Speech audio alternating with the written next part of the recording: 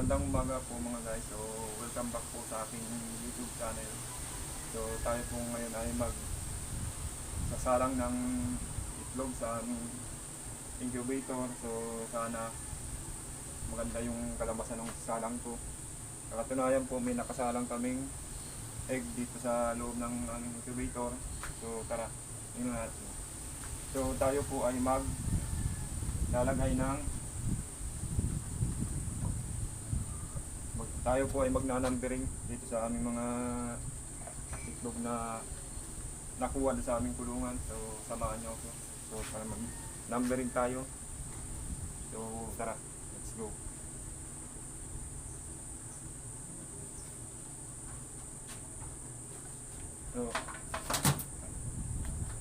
So, ito po yung naipon kong mga egg. Bali, ano sila?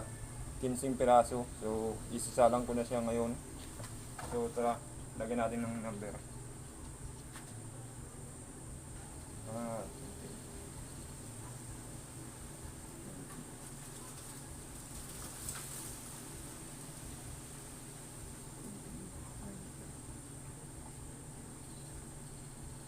So, ayan po yung kanyang number.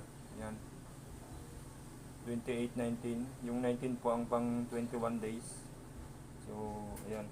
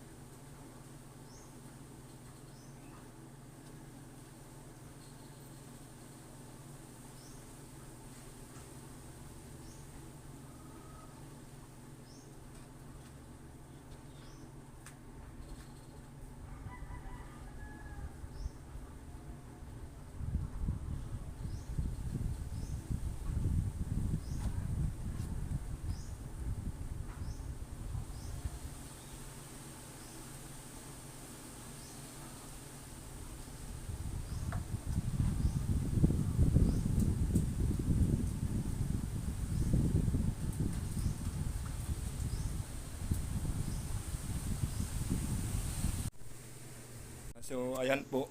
Tapos na tayo mag-numbering ng mga egg. So, isasalang na po natin siya dito sa aming 100 seater na incubator. So, tara. Ito po yung aming 100 seater na incubator. Nakasalang na sila.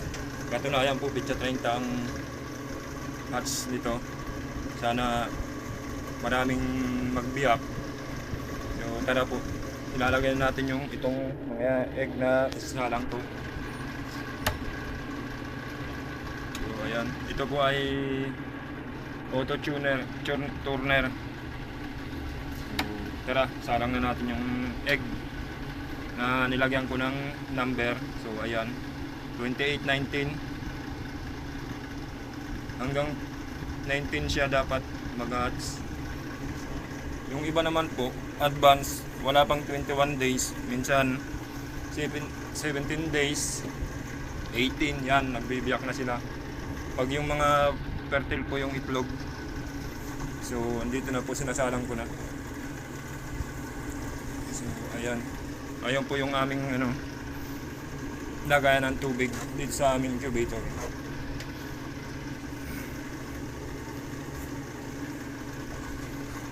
Pagka masyado pong mainit yung loob ng incubator namin, di kinakaya ng mga itlog, ginagawa ko, pinupuno ko yan ng tubig para yung humidity niya medyo bumaba.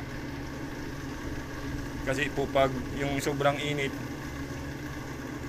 naluluto yung egg niya, yung egg hindi siya nabubuo. So ayan.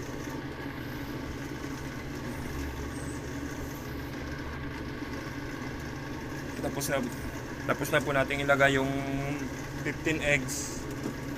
So, yan. So, ayan po. Tapos na tayo magsalang ng aming itlog sa aming incubator. So, wag po ninyong kalimutang please like, follow, share, also subscribe and comment below sa aking YouTube channel para makapanood pa kayo ng iba kong videong i-upload. So, yun lamang po. Maraming salamat at magandang araw po sa inyong lahat.